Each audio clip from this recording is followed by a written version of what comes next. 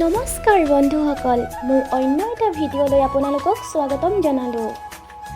আজিৰ ভিডিঅ'টিত চিকাৰ ছবিখনৰ জনপ্ৰিয় অভিনেত্ৰী ধানী মোহনৰ বিষয়ে জানো আহক।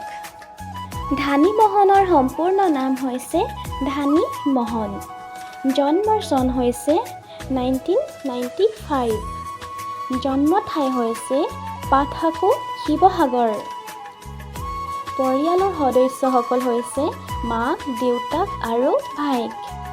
পিতৃৰ নাম যোগেন মোহন আৰু মাতৃৰ নাম মল্লিক মোহন আৰু ভাতৃৰ নাম সমীৰণ মোহন।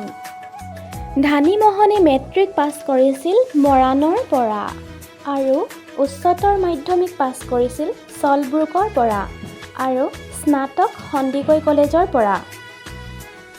স্নাতকোত্তৰ লাভ কৰিছিল দিল্লী বিশ্ববিদ্যালয়ৰ পৰা। নিকনেম জিউ মাইনা।